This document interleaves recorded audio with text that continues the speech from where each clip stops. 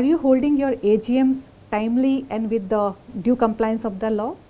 The applicable provisions are the Companies Act and the SS1, SS2, that is Secretarial Standard 2. The AGM has to be held once in a year within the period of 6 months from the close of the accounting year or by 31st December for the first AGM. In the AGM, you have to circulate a notice of 21 days along with the agenda items and the supporting documents. And in the meeting, your quorum should complete, there should be a chairperson and you can convene your meeting.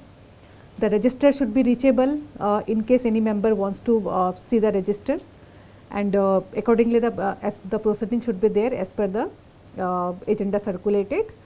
And after the meeting, the minutes are to be recorded and it has to be signed by the chairperson of the meeting. Thank you very much.